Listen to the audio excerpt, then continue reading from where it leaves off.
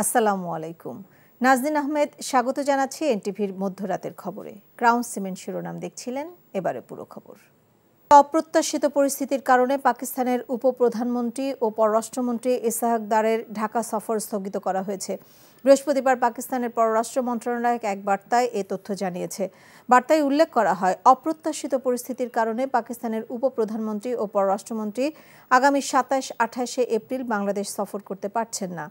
পারস্পরিক আলোচনার মাধ্যমে সফরের নতুন তারিখ চূড়ান্ত করা হবে। সম্প্রতি কাশ্মীরে সন্ত্রাসী হামলার পর ভারতের সঙ্গে সৃষ্ট উত্তেজনার প্রেক্ষাপটে পাকিস্তান সরকারের গুরুত্বপূর্ণ এই মন্ত্রীর সফরটি স্থগিত হয়েছে বলে মনে করা হচ্ছে।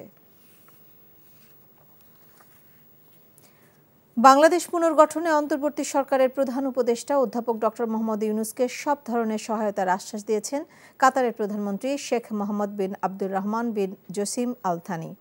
বৃহস্পতিবার দোহায় কাতারের প্রধানমন্ত্রীর কার্যালয়ে অধ্যাপক ডক্টর মোহাম্মদ ইউনূসের সঙ্গে এক বৈঠকে তিনি এই আশ্বাস দেন। বৈঠকে কাতারের প্রধানমন্ত্রী ও পররাষ্ট্রমন্ত্রী বাংলাদেশের প্রধান উপদেষ্টার নেতৃত্বের প্রতি পূর্ণ সমর্থন ব্যক্ত করেন।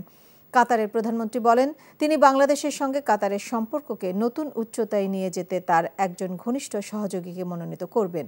চলমান সংস্কার ও পুনর্গঠন প্রক্রিয়ার মাধ্যমে বাংলাদেশ আগামী বছরগুলোতে আরও শক্তিশালীভাবে আত্মপ্রকাশ করবে বলে আস্থা প্রকাশ করেন শেখ মোহাম্মদ বিন আব্দুল রহমান বিন জসিম আল থানি। এ সময় প্রধান উপদেষ্টা একটি নতুন বাংলাদেশ গড়ে তোলার জন্য কূটনৈতিক, আর্থিক ও বিনিয়োগ খাতে কাতারের পূর্ণ সহযোগিতা কামনা করেন। বৈঠকে রোহিঙ্গা সংকট নিয়েও আলোচনা হয়। বিএনপির ভারপ্রাপ্ত চেয়ারম্যান তারেক রহমান বলেছেন, যে কোনো মূল্যে গণতন্ত্র ও ভোটাধিকার প্রতিষ্ঠিত করতে হবে। নেতাকর্মীদের ত্যাগ বৃথা যেতে দেওয়া হবে না। বিএনপি ধারাবাহিকভাবে দেশের সংস্কার করেছে উল্লেখ করে তিনি বলেছেন, ৩১ দফা সংস্কার প্রস্তাব দেওয়া হয়েছে স্বৈরাচারের রক্তচক্ষু উপেক্ষা করে, যখন দলের চেয়ারপারসন ও মহাসচিব কারাগারে ছিলেন। রংপুর বিভাগের ৩ জেলায় দলের কর্মশালায় এসব বলেন তারেক রহমান। ফারুক হোসেন, সাজ্জাদুর রহমান ও লুৎফর রহমান মিঠুকে সাথে নিয়ে ইমরুল হাসানের রিপোর্ট। ৩১ দফা সংস্কার প্রস্তাব নিয়ে উত্তরের ৩ জেলা দিনাজপুর, ঠাকুরগাঁও ও পঞ্চগড়ে একযোগে কর্মশালার আয়োজন করে বিএনপি। প্রশ্ন করবেন অনুষ্ঠানে লন্ডন থেকে অনলাইনে যুক্ত হয়ে নেতাকর্মীদের প্রশ্নের উত্তর দেন তারেক রহমান। ৩১ দফা বাস্তবায়নে প্রতিশ্রুতিবদ্ধ তার দল উল্লেখ করে তিনি বলেন, এ কারণেই মানুষের দোরগোড়ায় যাচ্ছেন তারা। তিনি বলেন, দেশের ভালো কাজের ৭০% বিএনপি সরকার করেছে। বিএনপি দেশের সংস্কার শুরু করেছিল শহীদ জিয়ার সময় থেকে।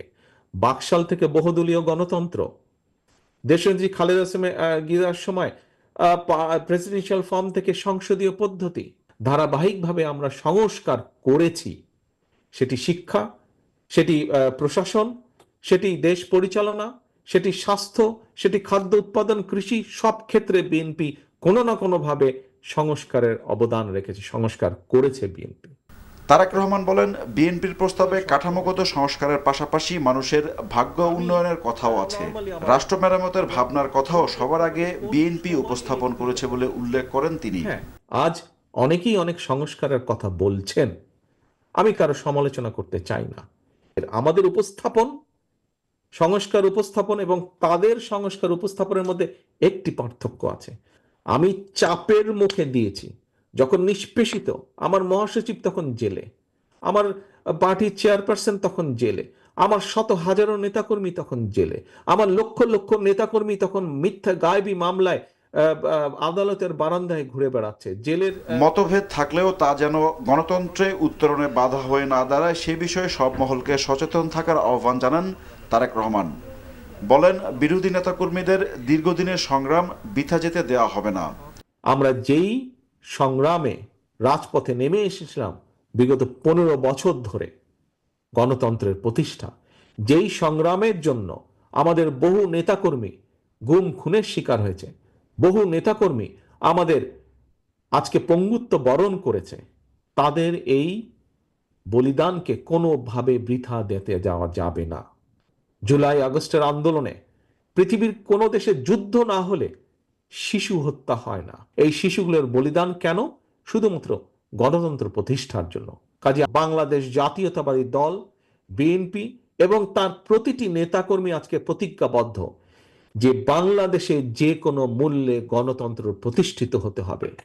বাংলাদেশে যে কোনো মূল্যে মানুষের ভোটের অধিকারকে প্রতিষ্ঠিত করতে হবে। জাতীয় নির্বাচন সামনে রেখে জনগণের সাথে সম্পর্ক বাড়াতে নেতাকর্মীদের নির্দেশনাও দেন বিএনপির ভারপ্রাপ্ত চেয়ারম্যান। আজকের এই অনুষ্ঠান। Imrul Ahsan, NTV news, Dhaka. জামায়াতে ইসলামের আমির ডাক্তার শফিকুর রহমান বলেছেন, আগামী দিনে এমন একটা বাংলাদেশ হোক যেখানে কোনো বৈষম্য থাকবে না। সকল দুঃশাসন ও দুর্নীতির বিরুদ্ধে প্রতিরোধ গড়ে তোলার কথাও বলেন তিনি। বৃহস্পতিবার বিকেলে রাজধানীর মিরপুরে নিজ নির্বাচনী এলাকা ঢাকা 15 আসনের ইব্রাহিমপুর বাজারে গণসংযোগকালে একথা বলেন তিনি। গণসংযোগকালে তিনি নির্বাচনী এলাকার জনগণের সঙ্গে শুভেচ্ছা বিনিময় করে তাদের কাছে দোয়া কামনা করেন। এ সময় সবার অধিকার প্রতিষ্ঠিত করার কথা উল্লেখ করে শফিকুর রহমান বলেন, যে দলের এবং ধর্মেরই হোক মানুষ যেন তার অধিকার পায়। সমাজের সর্বস্তরে ন্যায় বিচার প্রতিষ্ঠা হোক, এমন এক মানবিক বাংলাদেশ গড়ার প্রত্যয় ব্যক্ত করেন জামায়াতে ইসলামের আমির। আমরা আগামীর এমন একটা বাংলাদেশ চাই যে বাংলাদেশে বৈষম্য থাকবে না, কোনো দুঃশাসন থাকবে না, দুর্নীতি থাকবে না। মানুষ মানুষকে ভালোবাসবে, সম্মান করবে এবং সবার অধিকারটা প্রতিষ্ঠিত হবে। সে যে ধর্মের হোক, যে দলের হোক, কিন্তু মানুষ যেন তার অধিকারটা ঠিকমতো পায় এবং ন্যায় বিচার যেন সমাজের সর্বক্ষেত্রে প্রতিষ্ঠিত হয়। শিক্ষার্থীদের আন্দোলনের মুখে পদত্যাগ করেছেন খুলনা প্রকৌশল ও প্রযুক্তি বিশ্ববিদ্যালয়ের উপাচার্য অধ্যাপক ডক্টর মোহাম্মদ মাসুদ এবং উপ উপাচার্য। 57 ঘণ্টা অনশনের পর দাবি আদায় হওয়ায় আনন্দ মিছিল করেছেন শিক্ষার্থীরা। এদিকে এক বিবৃতিতে কুয়েট শিক্ষক সমিতি জানিয়েছে, সুষ্ঠু তদন্ত ছাড়া চাপের মুখে উপাচার্য প্রো উপাচার্যের অব্যাহতির সিদ্ধান্তে ন্যায় বিচার পরাজিত হয়েছে। আজিজুল ইসলামের ক্যামেরায় খুলনা থেকে আবু তৈবের পাঠানো রিপোর্টে বিস্তারিত।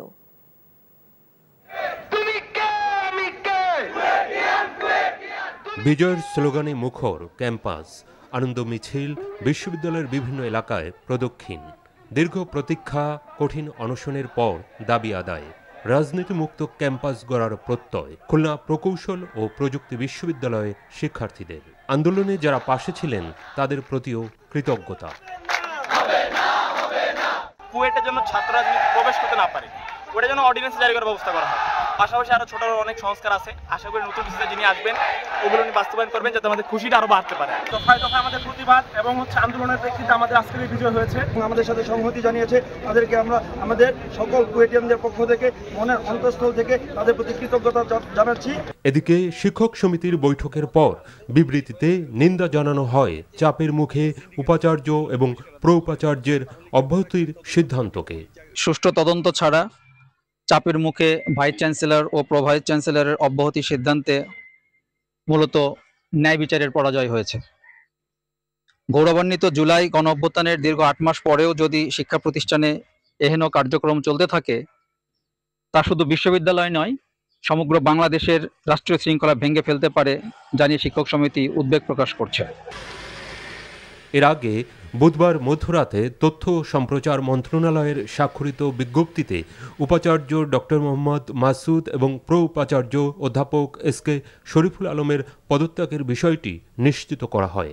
শিক্ষার্থীদের জুস খাইয়ে অনশন ভাঙান কুয়েট তদন্ত কমিটির সদস্য ও বিশ্ববিদ্যালয় মঞ্জুরি কমিশনের সদস্য অধ্যাপক তানজিম উদ্দিন খান।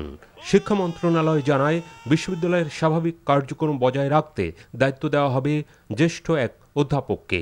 শিগগিরই স্থায়ী নিয়োগের জন্য গঠন করা হবে সার্চ কমিটি। গত 18 ফেব্রুয়ারি কুয়েটে ছাত্র রাজনীতি বন্ধের দাবিকে কেন্দ্র করে সংঘর্ষে শতাধিক শিক্ষার্থী আহত হন। এরপর আবাসিক হল বন্ধ, 37 শিক্ষার্থীকে সাময়িক বহিষ্কার সহ বিভিন্ন ঘটনায় উপাচার্যের পদত্যাগের দাবিতে উত্তাল হয়ে ওঠে ক্যাম্পাস, যা ছড়িয়ে পড়ে দেশের বিভিন্ন শিক্ষা প্রতিষ্ঠানেও। ইতিমধ্যে বহিষ্কার আদেশ প্রত্যাহার এবং খুলে দেওয়া হয়েছে সব আবাসিক হল। NTV news desk. সুষ্ঠু নির্বাচনের জন্য কমিশনের আওতার মধ্যে থাকা প্রয়োজনীয় সংস্কার নির্বাচন কমিশন নিজেরাই করবে বলে জানিয়েছেন প্রধান নির্বাচন কমিশনার এএমএম নাসির উদ্দিন। নির্বাচন কমিশন ভবনে অস্ট্রেলিয়ান হাইকমিশনের সাথে বৈঠক শেষে সাংবাদিকদের এসব কথা বলেন তিনি। এ সময় অস্ট্রেলিয়ান হাইকমিশনার সুসান রাইল বলেন, সুষ্ঠু নির্বাচন আয়োজনে পাশে থাকবে তার দেশ। নাজিবুর রহমানের রিপোর্ট। বাংলাদেশের বর্তমান পরিস্থিতি ও নির্বাচন ইস্যুতে প্রধান নির্বাচন কমিশনারের সাথে বৈঠকে বসেন Australian high commissioner Susan Riley. ঘণ্টাব্যাপী বৈঠক শেষে সাংবাদিকদের সাথে কথা বলেন অস্ট্রেলিয়ান হাই কমিশনার। বলেন, অবাধ, নিরপেক্ষ আর অংশগ্রহণমূলক নির্বাচনে অস্ট্রেলিয়ার সহযোগিতা থাকবে। বাংলাদেশ এগিয়ে যাচ্ছে। এখানে অবাধ, সুষ্ঠু ও নিরপেক্ষ নির্বাচন দেখতে চায় অস্ট্রেলিয়া। এ নিয়ে আমরা যাবতীয় সকল সহযোগিতা করতে আগ্রহী। এ সময় সিএসি AMM নাসির উদ্দিন বলেন, নির্বাচন ব্যবস্থার প্রয়োজনীয় সংস্কার করে নির্বাচনের দিকে এগিয়ে যাবেন তারা। তবে কি কি সংস্কার হবে তা নির্ভর করছে জাতীয় ঐকমত্য কমিশনের উপর। ইলেকশনের আগে যেগুলো করা সম্ভব, যেগুলো প্রয়োজন, সেগুলো আমরা করব। ঐকমত্য কমিশন থেকে তো ওনারাই দিবেন যে কখন কিভাবে কি করবেন। যেগুলো আমাদের ক্ষমতার মধ্যে আছে, আমাদের ইলেকশনের আগে যেগুলো আমরা প্রয়োজনীয় মনে করছি বা করা সম্ভব মনে করছি, we are working on that. Voter তালিকা হালনাগাদ, আন্তর্জাতিক পর্যবেক্ষক সহ নির্বাচন কেন্দ্রিক বিষয়েও অস্ট্রেলিয়ান প্রতিনিধির সাথে আলোচনা হয়েছে বলে জানান CEC. Najibur Rahman, NTV news, Dhaka. স্থানীয় সরকার উপদেষ্টা আসিফ মাহমুদ সজীব ভূঁইয়ার একান্ত সচিব মোয়াজ্জেম হোসেন এবং স্বাস্থ্য উপদেষ্টা নূরজাহান বেগমের ছাত্র প্রতিনিধি তুহিন ফারাবির ব্যাপারে ওঠা দুর্নীতির অভিযোগ খতিয়ে দেখবে দুদক। রাজধানীর দুদক কার্যালয়ে সংস্থাটির মহাপরিচালক আক্তার হোসেন এই কথা জানান। এছাড়া সাবেক পররাষ্ট্র প্রতিমন্ত্রী শাহরিয়ার আলম ও বন উপমন্ত্রী আবদুল্লাহ আল ইসলাম জ্যাকবের বিরুদ্ধে দুর্নীতির অভিযোগে মামলা করার সিদ্ধান্ত নেওয়া হয়েছে বলে জানান তিনি। শাহরিয়ার আলম 27 কোটি এবং জ্যাকবের 14 কোটি টাকার অবৈধ সম্পদ অর্জনের প্রমাণ পেয়েছে দুদক। এছাড়া জ্যাকবের স্ত্রী নিগার সুলতানার সম্পদের বিবরণী জমা দিতে বলেছে দুর্নীতি দমন কমিশন। জনাব মোহাম্মদ শাহরিয়ার আলম, সাবেক সংসদ সদস্য, রাজশাহী 6।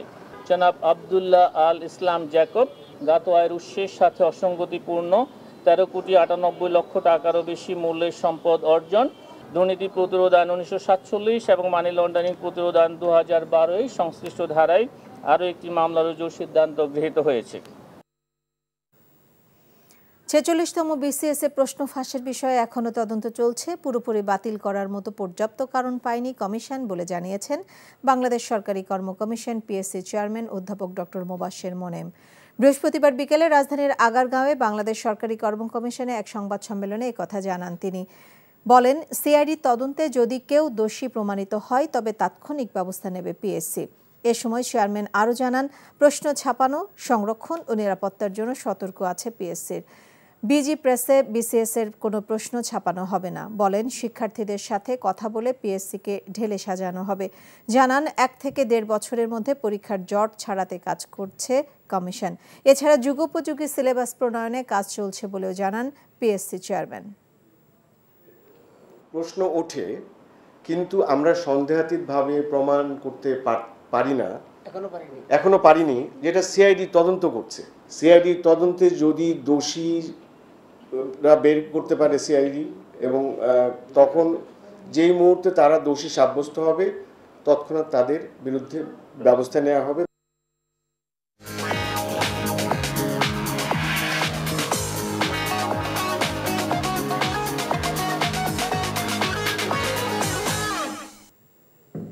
মার্কেন্টাইল ব্যাংক অর্থনীতির খবর। নেত্রকোনার হাওড় উপজেলার মোহনগঞ্জে অভ্যন্তরীণ বোরো ধান ও চাল সংগ্রহ 2025-এর উদ্বোধন করা হয়েছে। বৃহস্পতিবার সকালে মোহনগঞ্জ উপজেলা LCD খাদ্য গুদামে প্রধান অতিথি হিসেবে বোরো ধান চাল সংগ্রহের উদ্বোধন করেন খাদ্য অধিদপ্তরের মহাপরিচালক আবুল হাসানাত হুমায়ুন কবির। জেলা প্রশাসন ও জেলা খাদ্য বিভাগের আয়োজনে জেলা প্রশাসক বনানী বিশ্বাসের সভাপতিত্বে উদ্বোধনী অনুষ্ঠানে বিশেষ অতিথি ছিলেন ময়মনসিংহ বিভাগের আঞ্চলিক খাদ্য নিয়ন্ত্রক আবু নঈম মোহাম্মদ শফিউল আলম। এই ছিল মধ্যরাতের খবরে। এই খবরের ভিডিও সহ আপডেট জানতে ভিজিট করুন NTV অনলাইন www.ntvbd.com। এছাড়াও NTV জনপ্রিয় সব অনুষ্ঠান ও খবরের আপডেট জানতে ভিজিট করুন আমাদের ইউটিউব ও ভেরিফাইড ফেসবুক পেজ। সকাল 7:30টায় সকালের খবর দেখার আমন্ত্রণ রইল। সবাইকে ধন্যবাদ।